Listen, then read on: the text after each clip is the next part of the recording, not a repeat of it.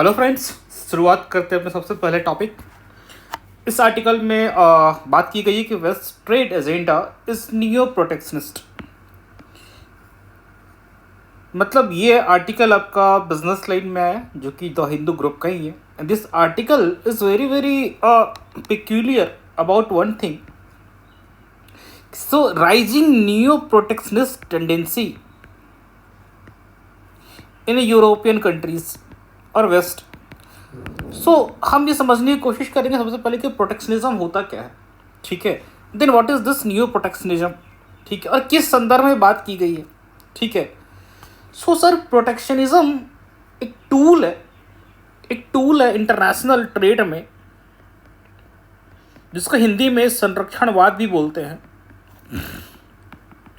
इसमें क्या होता है कि हम अपने कंट्री में आयात निर्यात होके, मतलब दूसरे कंट्री से आयात होने वाली वस्तुओं के ऊपर custom duty, import duty, tariff या फिर किसी और तरह के रेस्ट्रिक्शन को बढ़ाते जाते हैं, ताकि ये जो आयातित वस्तुएं हैं इनके क्वांटिटी को कम किया जा सके, इनको एक तरह से डिस्करेज करना, इनको एक तरह से लिमिट करना।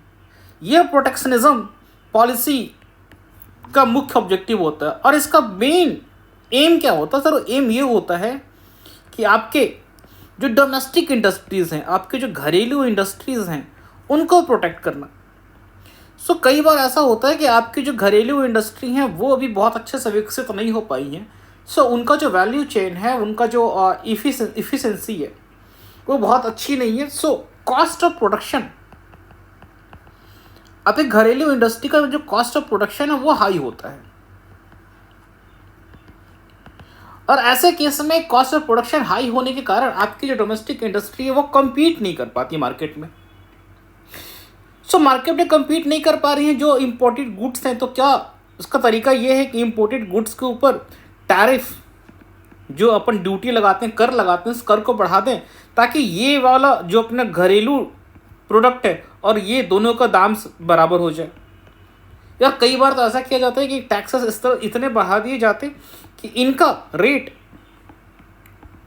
हाई हो जाता है जो इम्पोर्टेड गुड्स हैं, और डोमेस्टिक गुड्स सस्ते हो जाते हैं। सो बेसिकली इसका मेन उद्देश्य होता है घरेलू इंडस्ट्री को प्रोटेक्ट करना बाहरी कंपटीशन से। बट इस केस में इसके ड्रॉबैक भी ये होते हैं कि आपकी जो घरेलू इंडस्ट्री है, आपकी जो विद इन द कंट्री वाली इंडस्ट्री है, वो इंडस्ट्री कई बार पूर्ण रूप से विकसित नहीं हो पाती, क्योंकि इसको कंपटीशन मिल नहीं रहा। तो वो इफिशिएंट मोड ऑफ प्रोडक्शन की तरफ नहीं जाना चाहते। सो इफिशिएंसी नहीं आ पाती, ठीक है। सो प्रोटेक्शनिज्म वाला जो कॉन्सेप्ट, संरक्षणवाद का जो कॉन्सेप्ट, बेसिकली इसका जो उद्देश्य है आपके घरेलू इंडस्ट्री को प्रोटेक्ट करना। और प्रोटेक्शनिज्म किन किन टूल के थ्रू हो सकता है? तो सबसे पहला सारा टैरिफ मतलब टैक्सेस, ड्यूटी। आपके यहाँ जो इम्पोर्टेड गुड्स आ रहे हैं उन गुड्स पे क्या कर रहे हो सर? आप उन गुड्स पे बढ़ाते जा रहे हो टैरिफ। सेकंड, कोटा सिस्टम भी सर एक होता है। कोटा सिस्टम क्या होता है कि आप जो इंपोर्ट होके गुड्स आ रहे हैं उनके अपने कोटा को रेस्ट्रिक्ट कर, क्वांटिटी को, एक सर्टेन क्वांटिटी के बियॉन्ड आप इंपोर्ट नहीं कर सकते, ठीक है sir. So this is what second. इसके अलावा कुछ और मेजर्स होते हैं जिसको बोलते हैं SPS, sanitary and phytosanitary measures. मतलब ये हाइजीन से जुड़े हुए एडिबल प्रोडक्ट्स जो भी होते हैं उनमें हाइजीन से जुड़े हुए कुछ कंसर्न होते हैं, उनको बोलते हैं सैनिटरी एंड फाइटोसैनिटरी मेजर्स। ये प्लांट बेस्ड प्रोडक्ट्स के लिए, ये आपको नॉर्मल प्रोडक्ट्स के लिए। तो कई बार कंट्रीज इन आधार पे भी दूसरे कंट्रीज से इंपोर्ट होने वाले गुड्स को रिस्ट्रिक्ट करती हैं। इंडिया ये प्रॉब्लम बहुत फेस करता है। इंडिया के जो प्रोडक्ट्स हैं, जो यूरोपियन यूनियन और USA में इस चीज़ को लेके बहुत ज़्यादा उन्हें कठिनाई का सामना करना पड़ता है, रेस्ट्रिक्शन का सामना करना पड़ता है, ठीक है। So this are the measures of protectionism, ठीक है, और this is the definition of protectionism. So ये नोट कर लीजिएगा, this is very very important. The use of government policies to restrict import. This is done to protect domestic industry from foreign competition that may be cheaper or more efficient. The goal is to support domestic business and jobs within specific sectors of the economy. ठीक है, उसके अलावा इसका हिंदी में भी ये आपका अनुवाद है, सो इसका नोट कर लें. This is definition. डेफिनेटली ये आपको अभी के टाइम में जो वर्ल्ड डी ग्लोबलाइजेशन वाला जो फेज है, ठीक है, उसमें ये प्रोटेक्शनिज्म इज राइजिंग. ठीक है, सो ये हमारा कॉन्टेक्स्ट था. इसके अलावा हमारा जो ये आर्टिकल है, this article is talking about neo protectionism. मतलब संरक्षणवाद की जो व्यवस्था है उसका नए रूप में उद्भव होना. Neo protectionism. नियो प्रोटेक्शनिज्म ये कहता है कि सर ये जो प्रोटेक्शनिस्ट पॉलिसीज होती हैं, इनका जो फ्री ट्रेड वाले सपोर्टर्स है वो क्रिटिसाइज करते हैं, बोलते हैं कि सर जो ग्लोबलाइजेशन जो इकोनॉमी है वो फ्री ट्रेड में बिलीव करती है, और फ्री ट्रेड एफिशिएंट ट्रेड होता है, बिकॉज जो एफिशिएंट होगा वही मार्केट में कम्पीट कर पाएगा. ठीक है, तो जो भी लिबरल्स हैं और जो भी WTO all this things they से कि नहीं, ये जो प्रोटेक्शनिस्ट मेजर वगैरह हैं ये this are not good things. So एक नया टर्म इमर्ज हुआ, नियो प्रोटेक्शनिज्म. इसका मतलब ये हुआ नव संरक्षणवाद. इसका मतलब सर ये हुआ कि हम डायरेक्टली कोटा और टैरिफ वाला रूल नहीं ले आएंगे. मतलब डायरेक्टली आपको हम आपकी इंडस्ट्री को नहीं रोकेंगे, आपके यहाँ से गुड्स जो आ रहे हैं उन इंपोर्ट को नहीं रोकेंगे, लेकिन सूक्ष्म रूप से हम कुछ ऐसे प्रावधान बना देंगे जिसके थ्रू हम आपके यहाँ आने वाले प्रोडक्ट को अपने मार्केट में घुसने से रोकेंगे. और वैसा ही एक बहुत ही इंपॉर्टेंट प्रोविजन है CBAM, जिसके बारे में ये आर्टिकल है. Carbon border adjustment mechanism. Carbon border adjustment mechanism. इस पॉलिसी के अंतर्गत यूरोपियन यूनियन का यह कहना है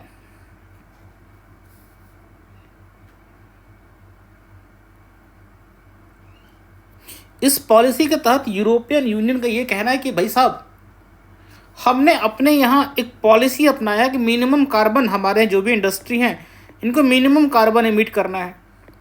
हम नेट जीरो एमिशन का हमने टारगेट लिया हुआ है. लेकिन मान लो कोई बाहर से प्रोडक्ट बन के आता है और वैसे कंट्री से प्रोडक्ट बन के आ रहा है जिस कंट्री में आपके यहाँ पे बहुत ही इनएफिशिएंट मीन्स ऑफ प्रोडक्शन है. आप सेम अमाउंट प्रोड्यूस कर रहे हैं, बहुत ज़्यादा कार्बन यूज़ करते हो. सपोज आप 2 गुना अमाउंट ऑफ कार्बन यूज़ करो जितना कार्बन हम यूज़ कर रहे हैं. तो चूंकि हमने अपने प्रोडक्शन को इस लेवल पे एफिशिएंट बनाने के लिए हमने महंगी मशीनरी का यूज़ किया, हमने महंगी तकनीक का यूज़ किया, हमारे यहाँ वेल क्वालिफाइड इंजीनियर्स हैं. सो हमारा कॉस्ट ऑफ प्रोडक्शन में भी थोड़ा महंगा होगा, और आपका चूंकि लो कॉस्ट ऑफ प्रोडक्शन होगा क्योंकि आपने बहुत ही हाईली सोफिस्टिकेटेड टेक्नोलॉजी का प्रयोग नहीं किया है. सो आपका प्रोडक्ट अगर हमारी मार्केट में आता है तो ये चीप होगा, हमारे से तो चीप होगा. इससे क्या होगा कि लोग इसको खरीदें लोग आपके वाले प्रोडक्ट को खरीदेंगे. लेकिन इस तरह से हमारी जो टेरिटरी उसमें क्या होगा, कार्बन लीकेज होगा. एक टर्म इन्होंने फैंसी टर्म ऐड किया, कार्बन लीकेज. मतलब अगर सेम प्रोडक्ट अगर यूरोपियन यूनियन में बना होता तो 1 यूनिट ऑफ कार्बन खर्च हुआ होता, लेकिन चूंकि ये बाहर से आ रहा है तो इसमें 2 यूनिट कार्बन खर्च हो रहा है. ये जो एक्स्ट्रा 1 यूनिट आया ये है कार्बन लीकेज. बाहर का कार्बन हमारे यहाँ घुस गया. सो हमारी डोमेस्टिक इंडस्ट्री और ऐसे प्रोडक्ट को डिस्करेज करने के लिए वो कहते हैं ये जो एक्स्ट्रा कार्बन है, सो इस एक्स्ट्रा कार्बन का जो कार्बन ट्रेडिंग मार्केट में वैल्यू होगा सर, उस वैल्यू के हिसाब से हम इस प्रोडक्ट के ऊपर टैरिफ लगाएंगे. इसको समटाइम्स कार्बन बॉर्डर टैक्स भी बोलते हैं. कार्बन बॉर्डर टैक्स, टैरिफ लगाएंगे सो दैट दोनों जो हमारे यहाँ के डोमेस्टिक गुड्स हैं और जो बाहर से इंपोर्ट होके आ रहा है, दोनों का सेम वैल्यू हो. और हम कार्बन लीकेज को भी रोक पाए। और कार्बन लीकेज को हम रोकेंगे कैसे? Through carbon border tax.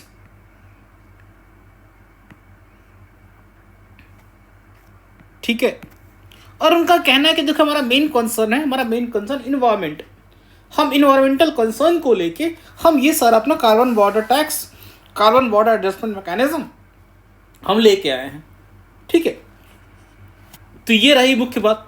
लेकिन समझो इस बात को सूक्ष्म रूप से बेसिकली करेगा क्या? जितने भी डेवलपिंग कंट्रीज हैं, जितने भी लिस्ट डेवलप कंट्रीज हैं, वैसे कंट्रीज से ये पॉलिसी, वहां से होने वाले जो गुड्स का एक्सपोर्ट यूरोपियन यूनियन में हुआ करता था, वैसे गुड्स को डिस्करेज करेगा। भारत से मान लो, भारत से बहुत ज़्यादा गुड्स एक्सपोर्ट होकर जाता है यूरोपियन यूनियन में, और भारत के पास अभी भी उस लेवल की टेक्नोलॉजी नहीं है। अभी भी हमारा इंडस्ट्री इतने एफिशिएंट नहीं है कि हम यूरोपियन स्टैंडर्ड को मैच कर पाएँ। सो डेफिनेटली हमारे यहाँ का जो एक्सपोर्ट है, उस एक्सपोर्ट को सेटबैक मिलेगा। And what about this export from Vietnam, Philippines, Bangladesh? यहाँ पे तो और भी इनएफिशिएंट मीन्स प्रोडक्शन है। So what is going to happen?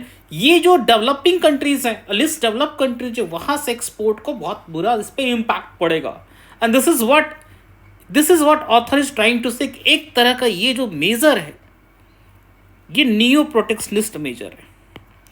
मतलब ऑथर कहना चाहते हैं ये जो सब मेथड है नियो प्रोटेक्शनिस्ट मेजर, मतलब नव संरक्षणवाद। मतलब सामने से मैं आपको नहीं दिखा रहा हूं कि मैं अपनी इंडस्ट्री को, हम अपनी लोकल इंडस्ट्री को प्रोटेक्ट करना चाहते हैं, बट हम ऐसे प्रावधान को घुमा फिरा कर लेके आ रहे हैं जो सूक्ष्म रूप से आपको आगे नहीं बढ़ने देगा, आपको रोकेगा। एक सिमिलर कॉन्सेप्ट ऐसा ही glass ceiling,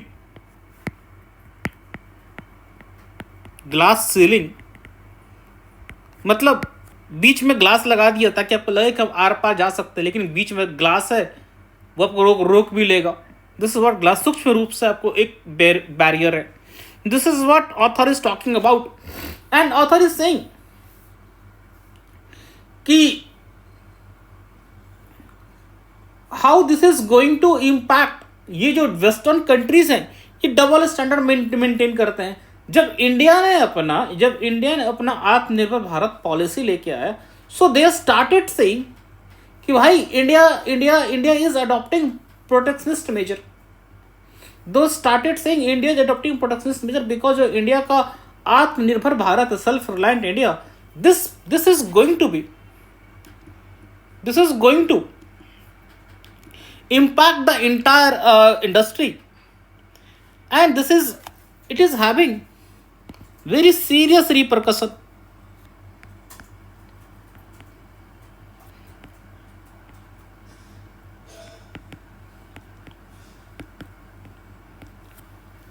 And what really happened, इसमें हुआ क्या एग्जैक्टली कि भारत के आत्मनिर्भर भारत को वैश्विक स्तर पर बहुत ज़्यादा क्रिटिसाइज किया गया, उसकी निंदा की गई कि भारत की जो पॉलिसी है, पॉलिसी प्रोटेक्शनिस्ट पॉलिसी है। लेकिन जब खुद के बारे में बात आई, so they are adopting same policy. In fact industrial regulation act, इसकी भी ऑथर ने बात किया,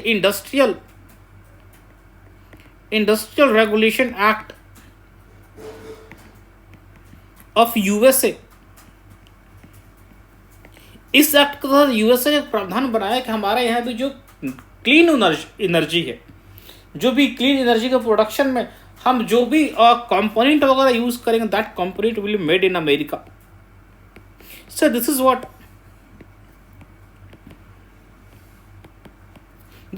इज अगेन प्रोटेक्शनिस्ट मेजर।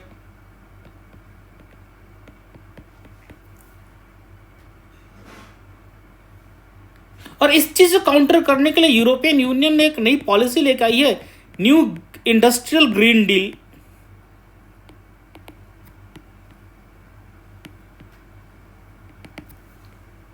लेकिन समझने वाली बात यह है कि ये वेस्टर्न कंट्रीज आपस में खुद ही डबल स्टैंडर्ड मेंटेन करते हैं।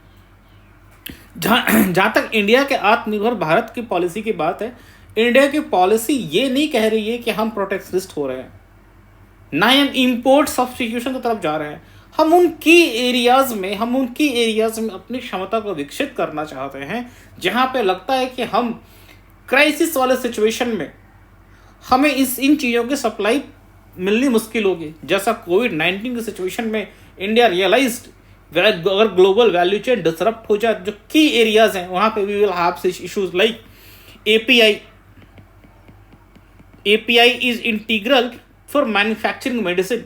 और इंडिया को पता होगा, India is the global manufacturer of generic medicine.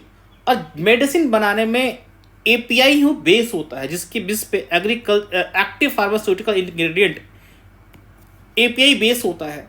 और 80% हम एपीआई कहाँ से इंपोर्ट करते हैं? चाइना से। सो इंडिया कहा कि नहीं भाई, ऐसे एरियाज में we have to develop our own strength. Similarly भी कल अपने आर्टिकल में बात किया कि इंडिया के पास एक बहुत ही मैसिव सोलर पावर का प्रोजेक्ट है, 280 gigawatt of solar power project we are going to add. लेकिन जो इस सोलर पावर प्रोजेक्ट के लिए मोस्टली जो पैनल्स इंपोर्ट करते हो चाइना से करते हैं, खुद के हमारे पास मैन्युफैक्चरिंग क्षमता नहीं डेवलप कर पाए। सो दिस इज व्हाट इंडिया की पॉलिसी ये है कि हम प्रोटेक्शनिस्ट नहीं, रादर हम अपनी क्षमता विकसित कर रहे हैं। और हमने किसी दूसरे कंट्री को रोका भी नहीं, हमने बोला कि यार आपके यहाँ के मल्टीनेशनल कंपनीज हैं भारत में आए और आके यहाँ पे अपनी कंपनी सेटअप करें। और हमारा जो पीएलआई है, प्रोडक्शन लिंक इंसेंटिव, हम उनको देंगे। हमारा बेस्ट उद्देश्य ये है कि वो मेक इन इंडिया हो, हमारे यहाँ कंपनीज आए। So India is not a protectionist country, rather ये जो वेस्टर्न कंट्रीज हैं इनका डबल स्टैंडर्ड है। समझो कैसा डबल स्टैंडर्ड है। ये क्लेम कर रहे हैं कि हम ना CBM carbon border adjustment mechanism हम इसलिए लेके आए हैं क्योंकि हम इन्वायरमेंट से कंसर्न है।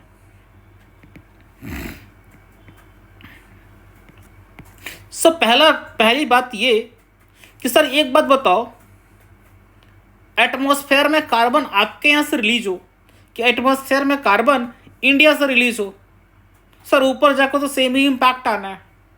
और कौन सा होता है कि नहीं, ये यूरोपियन यूनियन वाला कार्बन है और ये इंडिया वाला कार्बन है, तो यूरोपियन यूनियन वाला जो कार्बन होगा उसका लेस ग्लोबल वार्मिंग पोटेंशियल होगा और इंडिया वाले का ज़्यादा होगा।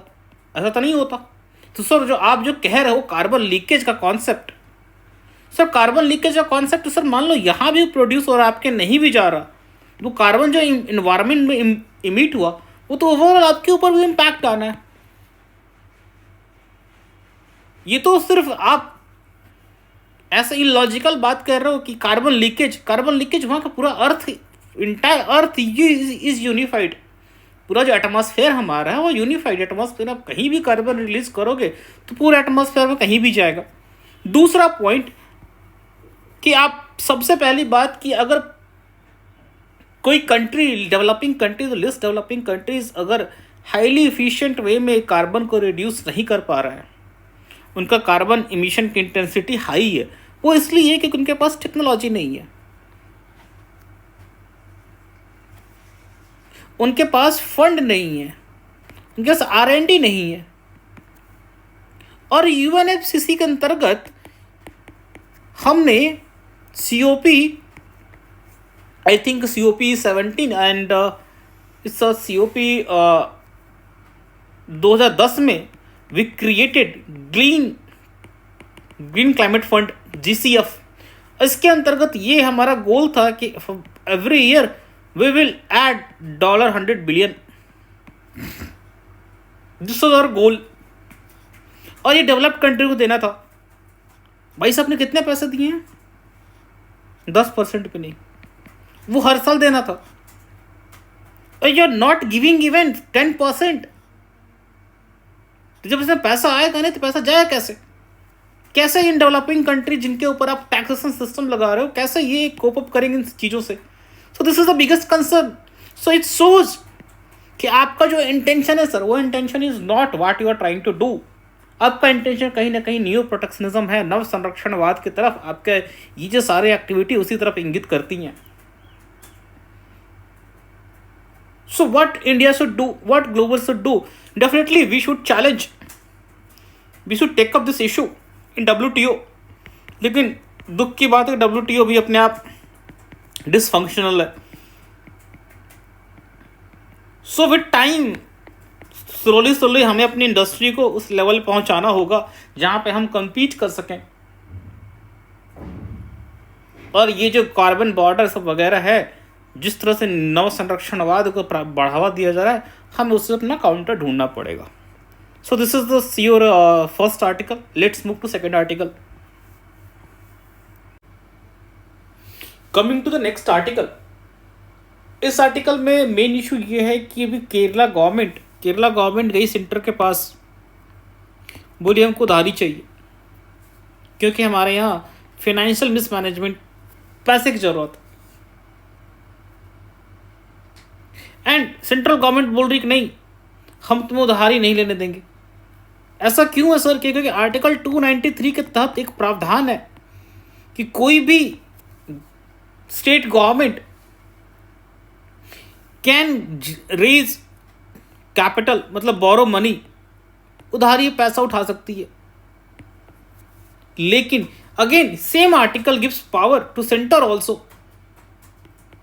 जो सेंट्रल गवर्नमेंट होगी, सेंट्रल गवर्नमेंट इस बोरोइंग के ऊपर लिमिट तय करेगी कि एक पर्टिकुलर स्टेट कितना पैसा उधारी में उठा सकता है। नेट बोरोइंग सीलिंग ये तय करेगी। सो मुद्दा यह है कि केरला गवर्नमेंट को पैसे की जरूरत पड़ी। केरला गवर्नमेंट ने पैसे के लिए सेंट्रल गवर्नमेंट से बोला कि भैया तुम जो ये नेट बोरोइंग सीलिंग मेरे ऊपर जो कर्ज लेने का एक लिमिट लगा रखे हो उसको प्लीज हटाओ, बिकॉज मुझे पैसे की जरूरत है।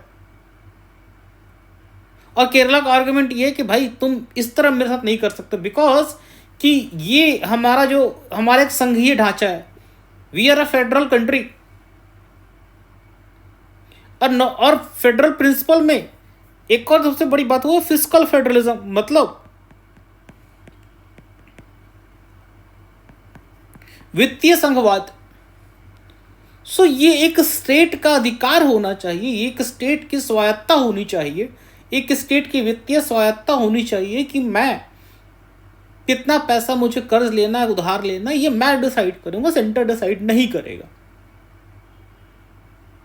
वही सेंट्रल गवर्नमेंट कहना है कि भाई केरला सबसे पहले अपना आदत को सुधारे, इसका फाइनेंशियल मिसमैनेजमेंट का इनको पुराना आदत है। इनके पास बहुत पुरानी हैबिट है फाइनेंशियल मिसमैनेजमेंट करके फिर उधारी लेने का। और केरला का ऐसा लॉन्ग हिस्ट्री है भी, क्योंकि केरला में सोशल एक्सपेंडिचर बहुत ज़्यादा है। सो दे रिलाई ऑन बोरोइंग्स, कर्ज पे। सो मामला सुप्रीम कोर्ट पहुंचा। सुप्रीम कोर्ट ने कहा कि आर्टिकल 293 के अंतर्गत हमने इस किसी भी तरह का अभी तक कोई ऑथोरिटेटिव जजमेंट नहीं है। सो मामला 3 जजेस बेंच के पास था। उन्होंने बोला कि नहीं, इसमें आर्टिकल 293 के प्रावधानों को पुनः रिव्यू करने की ज़रूरत है, जांच करने की ज़रूरत है। क्या केरला गवर्नमेंट की जो क्लेम है, इस क्लेम में किस हद तक सच्चाई है, ये क्लेम कितना हमारा संविधान संगत है। ठीक है। सो ये मामला 5 जजेस बेंच के में भेजा गया है और मुख्यतः ये 5 बातें हैं। First, does India's federal system give states absolute right to set out their own borrowing limits. जैसा कि केरला कहना है कि चूंकि हमारे यहाँ संघीय ढांचा है और फिस्कल फेडरलिज्म मतलब कि वित्तीय संघवाद भी उसी का अभिन्न अंग है। सो स्टेट के पास ऑटोनॉमी होनी चाहिए, स्टेट के पास इस बात की स्वायत्ता होनी चाहिए कि हमें कितना उधारी लेना नहीं लेना, वो हम डिसाइड करेंगे, सेंटर डिसाइड नहीं करेगा। तो सबसे पहला पॉइंट तो ये क्लेम हो गया। दूसरा क्लेम, क्या केंद्र सरकार जिस तरह से यो नेट बोरोइंग सीलिंग का जो कॉन्सेप्ट है कि आप इतना ही पैसा उगाही कर सकते हो उधारी से, ये जो कॉन्सेप्ट है, इस कॉन्सेप्ट में सेंटर जो इंपोज करता है, क्या यह फेडरल स्ट्रक्चर के खिलाफ है, ये फेडरलिज्म के खिलाफ है। सो सेकंड पॉइंट सर अपना ये है। देन अगेन थर्ड पॉइंट जो केरला कहना है कि अन्य राज्यों की तुलना में केरला के साथ डिस्क्रिमिनेशन हो रहा है, क्योंकि चूंकि केरला में विपक्षी पार्टी है, केरला में दोनों सेम पार्टी नहीं है, तो केरला का ये भी एक एक्यूजेशन है। चौथा ये क्योंकि आरबीआई को डेट मैनेजर बोला जाता है, कर्ज मैनेजर। जब आरबीआई डेट मैनेजर है ही तो फिर क्या जरूरत है सेंट्रल गवर्नमेंट को बोरोइंग लिमिट्स वगैरह सेट करने का। RBI should be the debt manager, fourth point. And fifth, वित्त आयोग के रिकमेंडेशन को लागू करने से पहले क्या केंद्र सरकार को राज्य सरकारों से सहमति लेनी चाहिए कि नहीं लेनी चाहिए। ये इन्हीं सभी बातों को लेके आपके पास ये 5 बेंच के पास जाने वाला है। वो मैटर आने के बाद ही पता चलेगा कि जजमेंट आने के बाद ही कि इन किन किन बातों पे क्या क्या सुप्रीम कोर्ट स्टैंड लेती है। लेकिन उससे पहले हम थोड़ा ये समझ लें कि आर्टिकल 293 के तहत क्या क्या पावर है। ये डुअल पावर देता है। एक तो सर स्टेट को देता है रेवेन्यू जनरेट करने का पावर, मतलब रेवेन्यू बोरो करने का, आप उधारी ले सकते हो। दूसरा, सेंट्रल गवर्नमेंट को पावर देता है सीलिंग लगाने का, आप स्टेट गवर्नमेंट के ऊपर एक बोरोइंग रेस्ट्रिक्शन लगा सकते हो कि इससे इस लिमिट से ज़्यादा आप बोरो नहीं कर सकते। सो ये सबसे बड़ी चीज़ है, ठीक है। एंड बिकॉज इसके जो डुअल पावर है, एक स्टेट के लेवल पे, एक सेंटर के लेवल पे, सो ये अक्सर कॉन्फ्लिक्ट की तरफ चला जाया करता है। खास करके ये चूंकि फेडरल नेचर का डिस्प्यूट है, सो इसमें किन किन मुद्दों के क्या क्या इसके पोटेंशियल कॉन्फ्लिक्ट को ये पैदा करता है, देखते हैं। सबसे पहला, it's give rise to competing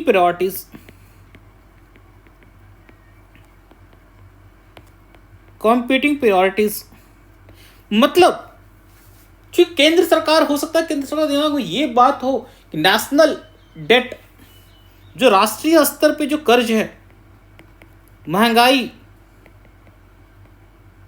ये सारे मुद्दे इनके दिमाग में हो केंद्र सरकार के। वहीं चूंकि राज्य सरकार आम जनता के ज़्यादा करीब होती है और उनके पास खर्च भी ज़्यादा होता है, उनके रिसोर्स के तुलना में खर्च ज़्यादा होता है। हो सकता है कि इनकी पहली प्रायोरिटी हो सोशल एक्सपेंडिचर। सो यहाँ पे दोनों की अपनी अलग अलग प्राथमिकताएं हैं, अलग अलग प्रायोरिटीज़ हैं, और दोनों अपने अपने प्रायोरिटीज़ के लिए ये पोटेंशियल कॉन्फ्लिक्ट क्रिएट हो जाता है। दूसरा, political difference.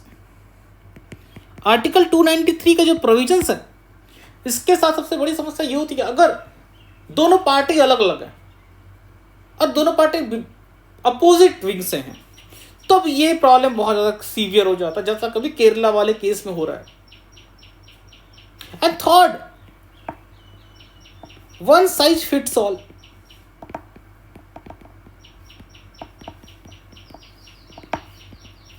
One size fits all ये कहता है कि आप सारे स्टेट्स के लिए एक पॉलिसी मत रखो। हर स्टेट के जो डेट के रिक्वायरमेंट है, वो अमाउंट भी अलग है, उसके पीछे जो रीज़न है वो रीज़न भी अलग है, और हर स्टेट के अपने डेट की पेइंग कैपेसिटी है वो भी सर अलग है। हर स्टेट की जो इकोनॉमिक, आर्थिक, वहाँ के जो इकोनॉमिक एक्टिविटी, जीडीपी, जीएसडीपी, वो भी अलग है। सो एक अप्रोच से आप सारे स्टेट को नहीं देख सकते हो। सो आर्टिकल 293 के अंतर्गत जो पावर सेंटर, उस पावर का प्रयोग करते हुए सभी स्टेट को वन साइज फिट्स ऑल के अप्रोच से डेट सीलिंग लगाती है। So that is not advisable. So ये मेजर एरियाज ऑफ कॉन्फ्लिक्ट हैं आर्टिकल 293 के अंतर्गत। And this is the main reason. अभी केरला वाले केस में तो बिफोर सुप्रीम कोर्ट जजमेंट डे तो ये सारे जो हमने इश्यूज डिस्कस किए, we won't be able to know. But हाँ, एक बात हम कह सकते हैं कि ऐसे इश्यूज को we can solve through dialogue. Centre और स्टेट दोनों भी इतने कॉन्फ्रंटेशन वाला एटीट्यूड लेके नहीं आए कि मैटर को सुप्रीम कोर्ट लेके जाना पड़े। बहुत कम केसेस में होता है कि सेंटर और स्टेट का कॉन्फ्लिक्ट सुप्रीम कोर्ट पहुंचता है। दूसरा, कि फ्लेक्सिबल अप्रोच होना चाहिए केंद्र सरकारों का भी फ्लेक्सिबल अप्रोच होना चाहिए कि ऐसे मुद्दों में क्या करें, ऐसे मुद्दे बहुत ही रिजिड ना हो जाएं।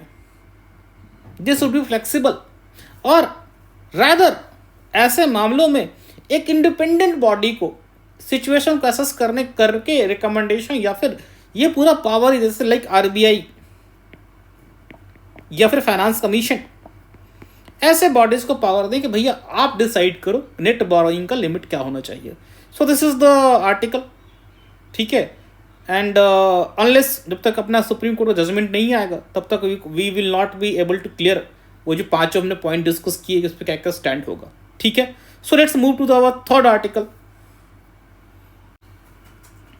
सो this is our third article. ये अपने हिंदू के फ्रंट पेज पे था, और इस आर्टिकल में सुप्रीम कोर्ट ने इस चीज़ को क्लेरिफाई किया कि enforcement directorate can summon anyone for any information, that is ED यानी इन्फोर्समेंट डायरेक्टोरेट प्रवर्तन निदेशालय किसी भी तरह के आदमी को किसी भी इंफॉर्मेशन के लिए समन कर सकता है। सो बेसिकली इसका मुद्दा यहां से उठा कि देवर 4 तमिलनाडु कार्डर के IAS ऑफिसर्स थे, उनको ईडी ने समन किया किसी केस के संबंधित, और इन्होंने क्या किया, इन्होंने ईडी को ये चिट्ठी भिजवा दी कि भाई हम अभी नहीं आ सकते क्योंकि इलेक्शन ड्यूटी में फंसे हुए हैं। दूसरा, आपने जिस कारण से हमें बुलाया, अभी हमारे पास उन कारणों से, उन चीज़ों से संबंधित जानकारी अभी हम इकट्ठी कर रहे हैं, अभी हम नहीं आ सकते। मामला पहुंच गया सुप्रीम कोर्ट का आया गुस्सा, बोला ईडी आपको सम्मन करा, कम से कम आप आओ तो सही। और उन IAS ऑफिसर ने अपना लॉयर हायर किया, Kapil Sibal. Kapil Sibal is a very renowned lawyer. तो सुप्रीम कोर्ट के सामने उन्होंने बात रखी कि हुजूर, आप किसी को ईडी में अगर किसी को सम्मन दिया है तो जरूरी नहीं उसका आना, वो चाहे तो वहाँ पे किसी अपने रिप्रेजेंटेटिव को या फिर किसी अपने ऑथराइज्ड एजेंट को भेज सकता है, और किसी कारणवश अगर नहीं आ पाएगा तो वो लिख के भेज सकता है मैं नहीं आऊँगा। तो सुप्रीम कोर्ट ने बोला, सेक्शन 50 का हवाला देते हुए, सेक्शन 50 किस चीज़ का sir? Prevention of money laundering act 2002 कि prevention of money laundering act section 50 के अंतर्गत इस प्रावधान के अंतर्गत इन्फोर्समेंट डायरेक्टरेट को फुल पावर दिया गया है, किसी को सम्मन कर सकता है फॉर एनी इंफॉर्मेशन। और आप परसों के वीडियो में जाकर देखेंगे कि इसमें मैंने prevention of money laundering act के बारे में बहुत डिटेल में बताया है। जो इन्फोर्समेंट डायरेक्टरेट है, इसी लॉ के तहत, इसी एक्ट से ईडी का जन्म हुआ है। सो ईडी के पास, सुप्रीम कोर्ट ने क्लियर कर दिया कि ईडी के पास फुल पावर है।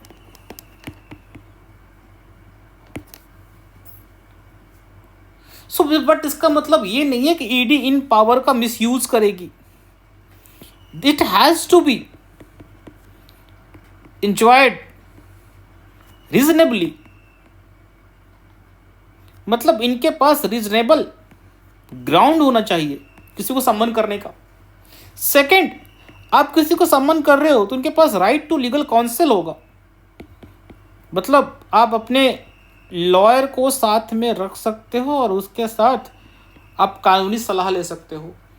So this is the article, because यहाँ पे भी बार बार अरविंद केजरीवाल जी के मामले में कई बार सम्मन दिया गया, ईडी बार बार सम्मन देती, बहुत लोगों को बुलाती है और लोगों को जाना पड़ता है। तो ये सुप्रीम कोर्ट ने ईडी के पावर को और स्ट्रॉन्ग किया। इनफैक्ट जो ईडी का डर है लोगों में और स्ट्रॉन्ग होने वाला है।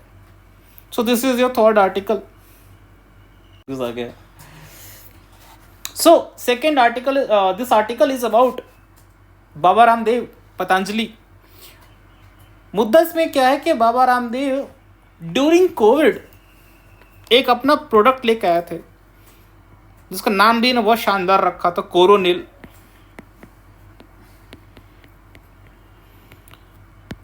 जब पूरा वर्ल्ड वैक्सीन खोज में लगा हुआ, वैक्सीन के जुगाड़ में लगा हुआ है कि कैसे वैक्सीन बनाया जाए कोरोना से फाइट करने के लिए, बाबा रामदेव का प्रोडक्ट पूरा मार्केट में फैला रहे हैं। कोरोनिल हमारा 100% क्योर कर देगा, मतलब कोरोना दवाई खाते कोरोना आपका जो वायरस है वो आपसे 2 फीट दूर पे ही मर जाएगा।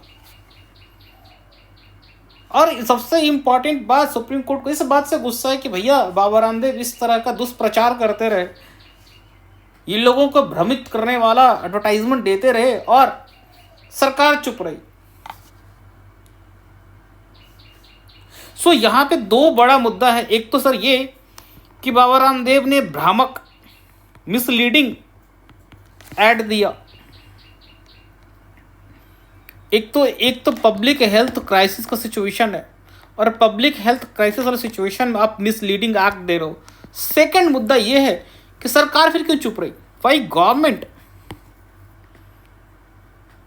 Government opted for silence?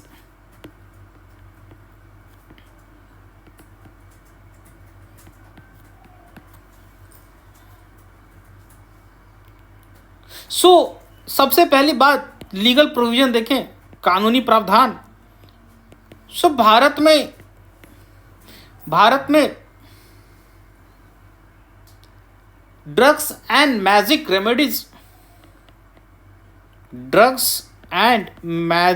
Remedies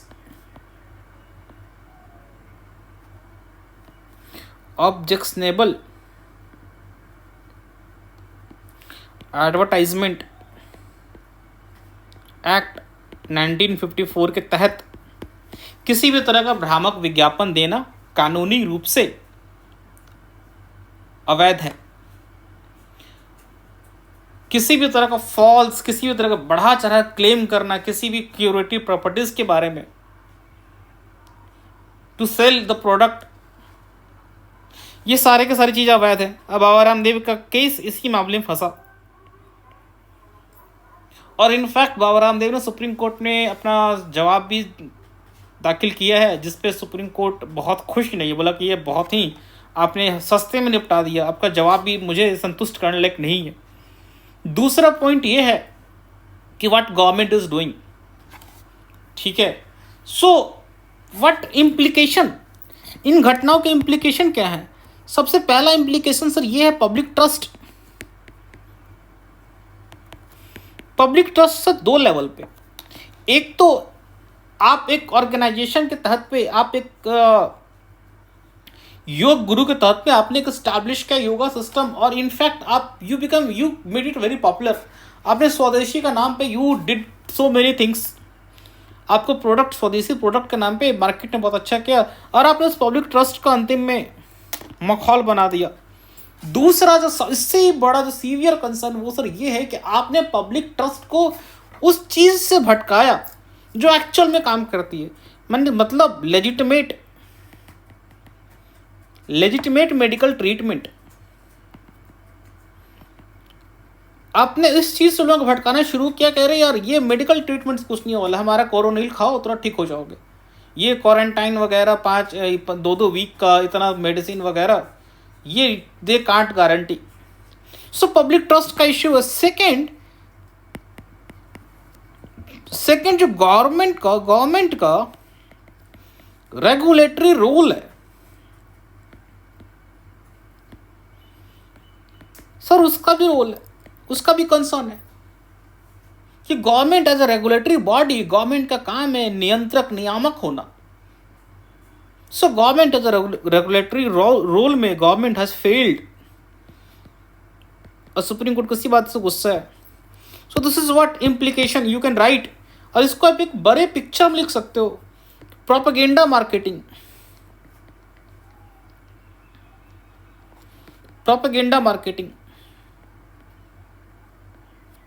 और प्रोपेगेंडा मार्केटिंग में ही has done MBA।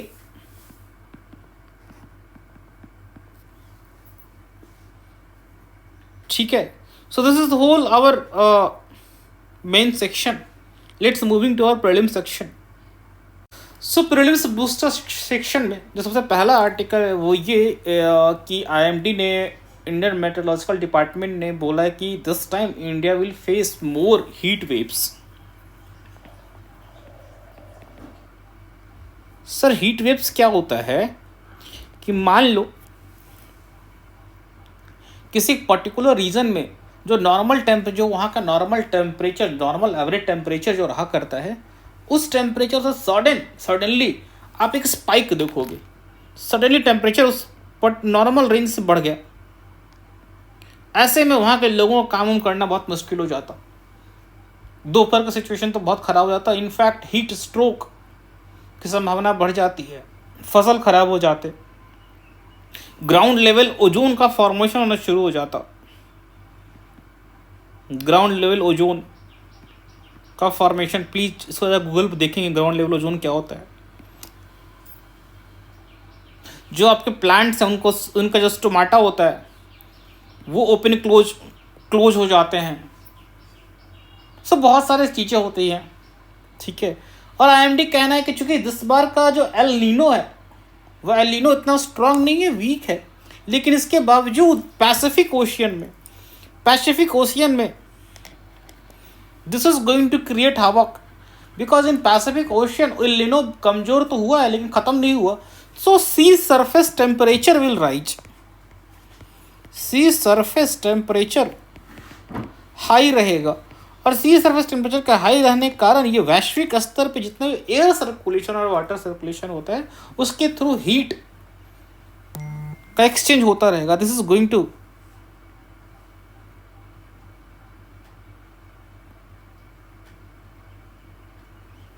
To create so much problem. So this is the heat wave. और हीट वेव के लिए आईएमडी के कुछ क्राइटेरियाज हैं, इन क्राइटेरिया को फुलफिल करेंगे तभी जाके हीट वेव की कंडीशन हीट वेव कहलाता है। फर्स्ट, प्लेन एरियाज में, मतलब प्लेन्स में अगर 40 डिग्री से ऊपर टेम्परेचर जा रहा है, ठीक है, मैक्सिमम टेम्परेचर रीचिंग 40 डिग्री, और हिली एरियाज में 30 degree, so this can be considered as heat wave first. Second, normal maximum temperature से, जो वहाँ का नॉर्मल मैक्सिमम टेम्परेचर है उससे 4.5 to 6.4 डिग्री सेल्सियस का वेरिएशन है, then it will be heat wave. Third, actually में वास्तविक जो मैक्सिमम टेम्परेचर है sir that is more than 45 degree Celsius. And fourth, severe heat wave, उस सिचुएशन को बोलेंगे जब एक्चुअल सीवियर हीट वेव, जब एक्चुअली में टेम्परेचर 47 डिग्री सेल्सियस के बियॉन्ड चला जाए। So this is important because इस पर यूपीएससी ने एक बार प्रीलिम्स से क्वेश्चन पूछ रखा है हीट वेव की क्राइटेरिया को लेके, किस किस कंडीशन में हम हीट वेव डिक्लेयर कर सकते हैं। एग्जैक्टली ऐसा ही अक्रोनो देखे कि किस किस कंडीशन में फुलफिल करता है। So this is what our article on heat wave. Second article is on green steel. Government is planning, government is working on green steel policy. अब भैया ग्रीन स्टील होता क्या है? क्या स्टील के मैन्युफैक्चरिंग में जो होली में बचा हुआ ग्रीन कलर इसको मिला देंगे तो ग्रीन स्टील बन जाएगा? नहीं सर, ऐसा कुछ नहीं है। ग्रीन स्टील इज, इसके मैन्युफैक्चरिंग प्रोसेस में जो एनर्जी का यूज होता है, सबसे पहला वो एनर्जी सर आपकी रिन्यूएबल एनर्जी होनी चाहिए।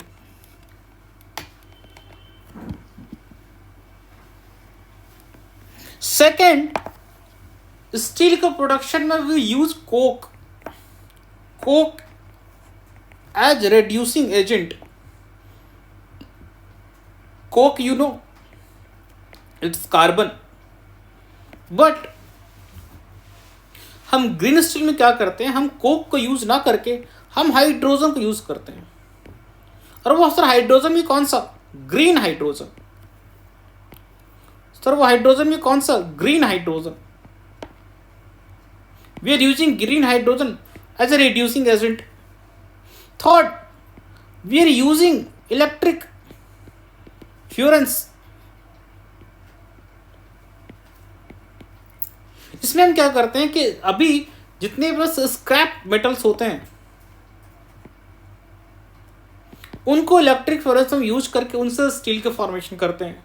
सो हम ओर को रिड्यूस ना करके हम स्क्रैप मेटल से जनरेट करते हैं, और ओवरऑल जो पूरा सिस्टम होता है, पूरे सिस्टम में कहीं भी एनर्जी कंजम्पशन होता है, we try to generate that energy through renewable resources. So this is what India is trying to create a renewable energy based मतलब ग्रीन स्टील पॉलिसी, जिसमें पूरा ये दो कंपोनेंट इज मेनली इंपॉर्टेंट। सबसे important component is your reducing agent hydrogen वाला। In fact you can see कि इसमें लिखा हुआ है कि pilot project India is also exploring the process of having its own pure hydrogen based DRI direct reduction of iron technology and detail project is report so prepared. मतलब iron ore को reduce करने के लिए अभी Coke का प्रयोग होता है, ग्रीन स्टील में what we will be using, we will be using green hydrogen. This is the main difference, बाकी सब बोल बच्चन। ठीक है sir. Now next coming to next article. Next article is about एक रिपोर्ट में यह पाया गया कि 82% जो यूरोपियन यूनियन फार्म सब्सिडीज देते हैं, वो फार्म सब्सिडीज एग्रीकल्चर के उन एक्टिविटीज़ में यूज़ होता है जिनसे इमिशन बहुत ज़्यादा होता है, ग्रीन हाउस गैस का इमिशन। सो समझने का प्रयास करते हैं सर कैसे। मोस्टली ये जाता है सर लाइव स्टॉक में, मतलब live stock animals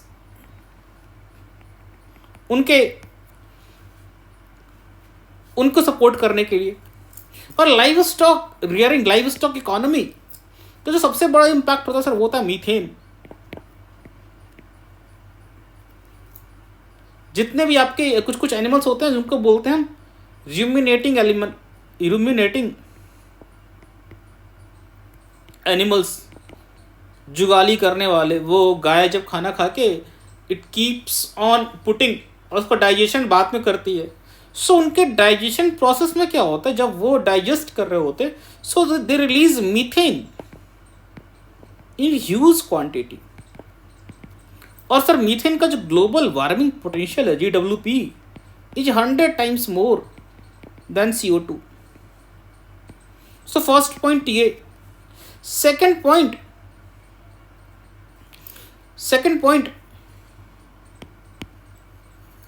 manure management. Livestock economy से जब मैन्योर प्रोड्यूस होता है, that manure is going to have serious implication that releases methane. Methane तो सर रिलीज करता है, मीथेन के साथ साथ it also releases nitrous oxide, and again they are harmful gases, they are greenhouse gases. Third, livestock economy में what happen, आपको sir बहुत बड़े लेवल पे फील्ड क्लियर करना पड़ता है। You have to clear forest to create grasslands, फिर grassland को भी काटना एज ए फीड खिलाने के लिए। देन व्हाट विल हैपन, इन सारे प्रोसेस में एक बहुत बड़ा कार्बन सिंक आपने जनरेट किया था, वो कार्बन सिंक को आपने डिस्ट्रॉय कर दिया। ये फॉरेस्ट क्या करते हैं, ये कार्बन कैप्चर करते हैं, इनको आप काट दोगे तो आपने एक बहुत बड़ा कार्बन सिंक को डिस्ट्रॉय कर दिया। सो this is your third. And fourth, जो ओवरऑल जो पूरा प्रोसेस है लाइव स्टॉक का, फीडिंग से लेके पूरा एनिमल प्रोडक्ट का प्रोसेसिंग, एवरीथिंग, ये सारे के सारे एनर्जी इंटेंसिव है, और एनर्जी इंटेंसिव है, और मोस्टली इनकी एनर्जी की सप्लाई फॉसिल फ्यूल से होती है। So again they have to depend on energy and the releasing carbon. So overall the entire process is very very carbon intensive, and this is what this study is trying to show कि जितना भी आप European union subsidy दिया करते हैं that boost high emission foods. अच्छा हाँ, एक और ग्रीन स्टील में बात छूट गई, तो वो ये कि एक और कंपोनेंट है कि ऐसे ग्रीन स्टील मैन्युफैक्चरिंग एक और कंपोनेंट वो CCS, कार्बन कैप्चर स्टोरेज, मतलब मान लो पूरे प्रोसेस मीन सभी प्रोसेस, इसके बावजूद भी सीसीएस, इसके बावजूद भी कुछ कार्बन बच जाता है, तो ऐसे कार्बन को बिफोर वो इन्वायरमेंट में जाए, इन्वायरमेंट रिलीज हो, उनको पहले ही ट्रैप कर लिया जाता है और उनको इन्वायरमेंट में जाने से रोक दिया जाता। ठीक है, सो ये this is for today's edition, this is what we have covered the entire mains other prelims. Just go on website, download the summary, और हमारे टेलीग्राम चैनल और ऐप पे you will get a quiz prelims question, जहाँ पर 15 question आपको रोज दिए जाते हैं। Go and check the questions there and check आपकी लर्निंग कैसी रही। Hope you will do best. Let's meet tomorrow. Thank you all.